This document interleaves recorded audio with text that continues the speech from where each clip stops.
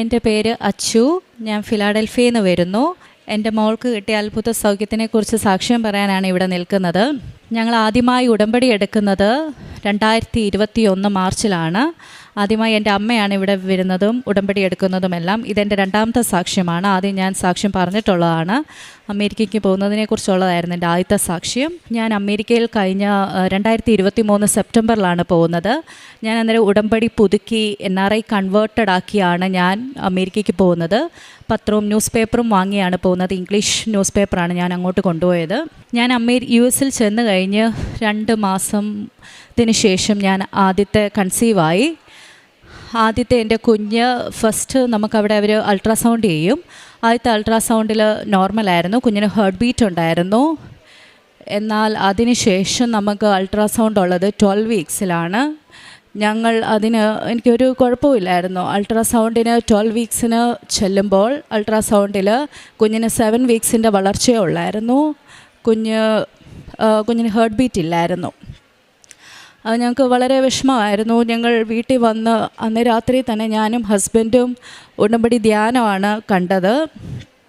2 ഉടമ്പടി ധ്യാനം ഞാൻ മിസ് ചെയ്തായിരുന്നു. കാരണം ഞാൻ എല്ലാ ട്യൂസ്ഡേയിലും ഉടമ്പടി ധ്യാനം കാണുന്നതായിരുന്നു. അന്നേരം ഇങ്ങനെ സംഭവിച്ചപ്പോൾ എൻ്റെ തോട്ട് എങ്ങനെയാണെന്ന് വെച്ചാൽ ആ 2 ഉടമ്പടി ധ്യാനം മിസ് ചെയ്തുകൊണ്ടാണോ അങ്ങനെ വന്നതെന്ന് ഓർത്ത് ഞങ്ങൾ ആ രാത്രി തന്നെ 2 ഉടമ്പടി ധ്യാനം ഫിനിഷ് ചെയ്തായിരുന്നു. അതിൻ്റെ ഒരു അനുഗ്രഹമാണെന്ന് മാത്രമാണ് ഞാൻ വിശ്വസിക്കുന്നത്. ഡോക്ടർ ഞങ്ങൾക്ക് 2 മന്താണ് പറഞ്ഞത് നെക്സ്റ്റ് പ്രഗ്നൻ്റ് ആകാനായിട്ടുള്ള ടൈം. ആ 2 മന്ത്സിനുള്ളിൽ തന്നെ ഞാൻ സെക്കൻഡ് പ്രഗ്നൻ്റായി. അതിനും ഫസ്റ്റ് പ്രൊസീജിയർ പോലെ നമ്മൾ ഫസ്റ്റ് അൾട്രാസൗണ്ട് പോയി. കുഞ്ഞിന് ഹാർട്ട് ബീറ്റ് ഉണ്ടായിരുന്നു. പിന്നെ നമുക്ക് 7 വീക്സിൽ അൾട്രാസൗണ്ട്, അതിൽ അവൾക്ക് ഓക്കെ ആയിരുന്നു, നോർമലായിരുന്നു. പിന്നെ നമുക്ക് 20 വീക്സിലാണ് അൾട്രാസൗണ്ട്. അതിലും എല്ലാം നോർമലാണ്, ഓക്കെ ആയിരുന്നു. കുഞ്ഞിന് ഹാർട്ട് ബീറ്റ് എല്ലാം സ്ട്രോങ് ആയിരുന്നു. പിന്നെ നമുക്കവിടെ അൾട്രാസൗണ്ട് നമുക്കവിടെ 35 വീക്സിലേ ഉള്ളൂ ലാസ്റ്റ്. എനിക്ക് എൻ്റെ പ്രഗ്നൻസിയിൽ ഒരു കുഴപ്പമില്ല. എല്ലാ ബ്ലഡ് വർക്കും നോർമലാണ്. ഒരു അയൺ ഡെഫിഷ്യൻസി ഒന്നുമില്ല. എല്ലാം നോർമലായി പോവുകയാണ്. അങ്ങനെ ഞങ്ങൾ 35 വീക്സിൻ്റെ അൾട്രാസൗണ്ട് ജസ്റ്റ് നോർമലായി ചെല്ലുകയാണ്. പിന്നെ ഉച്ച കഴിഞ്ഞ് എനിക്ക് വർക്കുണ്ട്. ജസ്റ്റ് ചെല്ലുമ്പോൾ ടെക്നീഷ്യൻ അൾട്രാസൗണ്ട് ചെയ്ത് കഴിഞ്ഞ് ഡോക്ടറിനെ വിളിച്ചുകൊണ്ട് വരാമെന്ന് പറഞ്ഞു. കുറേ നേരമായിട്ടും ഡോക്ടർ വരുന്നില്ല. അന്നേരം നമുക്ക് ഒരു ഡൗട്ട് തോന്നി എന്താണെന്ന്. പക്ഷേ ഡോക്ടർ പിന്നെ വന്നു. ഡോക്ടർ വന്നിട്ട് പറഞ്ഞു, we are seeing a very big complication in your pregnancy. നിൻ്റെ പ്രഗ്നൻസി ഞങ്ങൾ ഒട്ടും പ്രതീക്ഷിക്കാത്തൊരു കോംപ്ലിക്കേഷനാണ് കാണുന്നത്. പെട്ടെന്ന് തന്നെ നിന്നെ ഞങ്ങൾ ഇന്ന് അഡ്മിറ്റ് ആക്കുകയാണ്. കുഞ്ഞിനെ 2 ദിവസത്തിനുള്ളിൽ പുറത്തെടുക്കണം, അല്ലെങ്കിൽ കുഞ്ഞിനത് ആപത്താണെന്ന് പറഞ്ഞു. അവർ പറഞ്ഞ എന്താണെന്ന് വെച്ചാൽ കുഞ്ഞിൻ്റെ ചെസ്റ്റ് ക്യാവിറ്റിയിൽ ഫ്ലൂയിഡ് കയറി. അതെങ്ങനെയാണെന്ന് അവർക്കും അറിയില്ല. ഹൈഡ്രോപ്സ് എന്നാണ് അതിൻ്റെ പേര് അവർ പറഞ്ഞത്. അന്ന് തന്നെ എന്നെ കാണിച്ചുകൊണ്ടിരുന്ന ഹോസ്പിറ്റലിൽ അഡ്മിറ്റ് ചെയ്തു.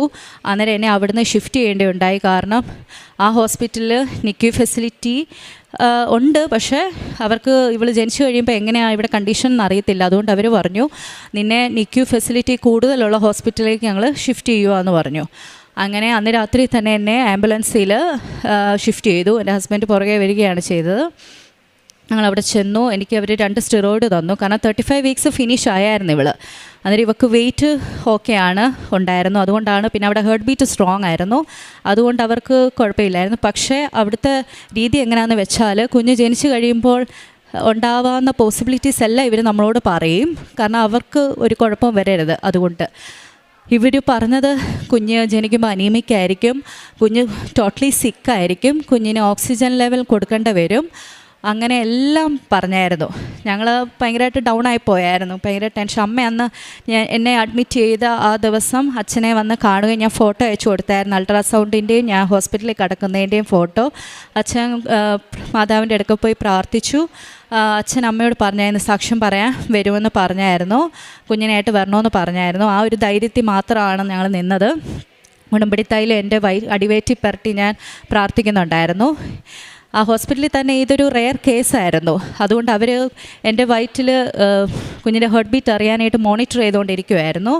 അങ്ങനെ 2 ദിവസം കഴിഞ്ഞപ്പോൾ ഇവർ C-സെക്ഷൻ ചെയ്തു, ഓപ്പറേഷൻ ചെയ്തു.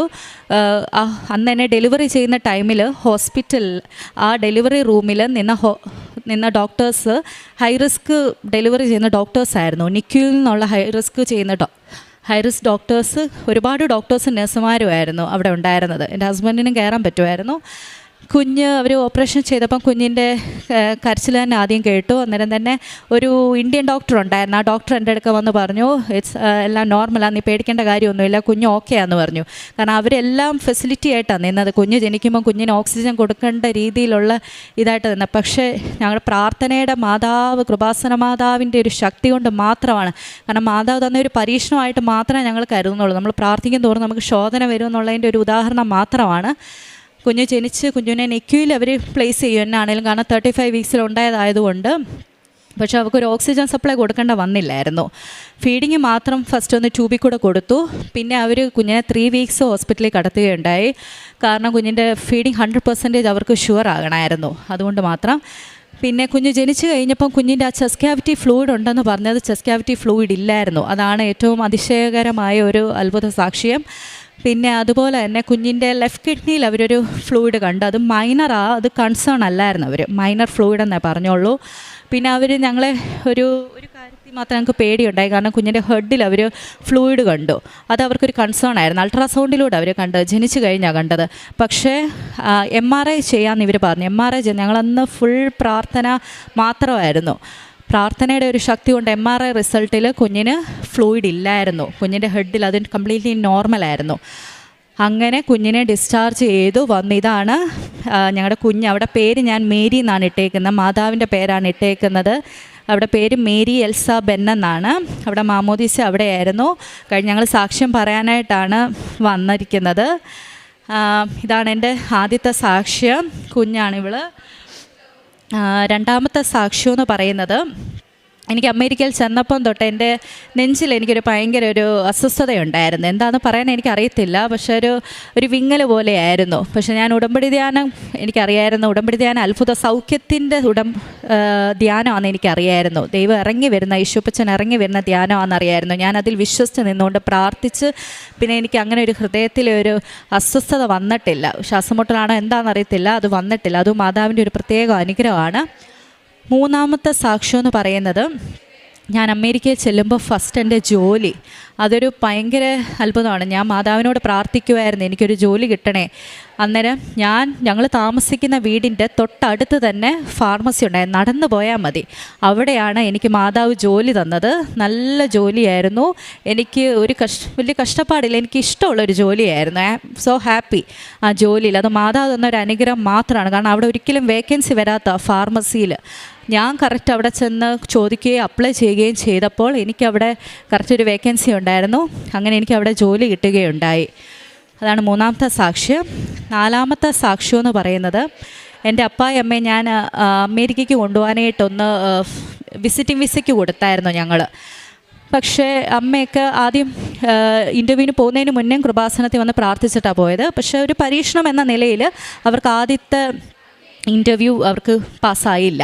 അവർക്ക് റിജക്റ്റ് ആയിപ്പോയി, വിസ കിട്ടിയില്ല. എന്തുകൊണ്ടാണെന്ന് അറിയില്ല. പക്ഷേ എല്ലാവരും അറിയുകയുണ്ടായി, ഇവരോടെല്ലാവരും ചോദിക്കുകയുണ്ടായി. ഇവർക്കതൊരു ഭയങ്കര വിഷമവും മനപ്രയാസവുമായിരുന്നു.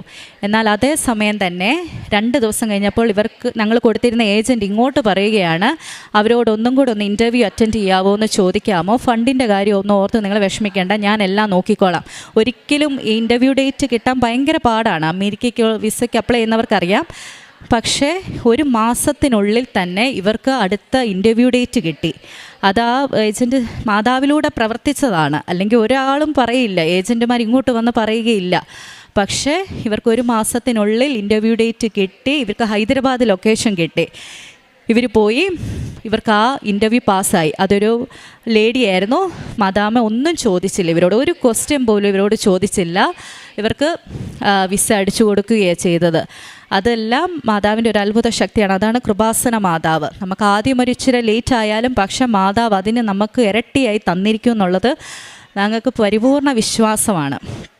ഞാൻ പ്രേക്ഷിത പ്രവർത്തനം, ഞാൻ പത്രം, ന്യൂസ് പേപ്പർ, ഇംഗ്ലീഷ് പേപ്പറാണ് കൊണ്ടുപോയത്.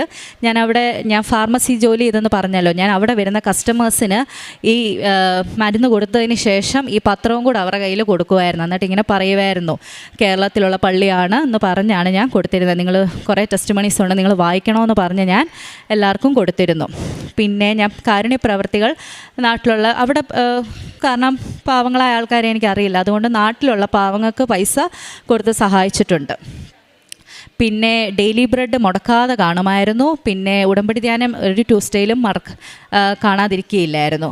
കാരണം അവിടുത്തെ മോർണിംഗിൽ കാണുമായിരുന്നു, അല്ലെ എപ്പോഴേലും ആ വീക്ക് നെക്സ്റ്റ് ഉടമ്പടി ധ്യാനം സ്റ്റാർട്ട് ചെയ്യുന്നതിന് മുന്നേ കാണുമായിരുന്നു.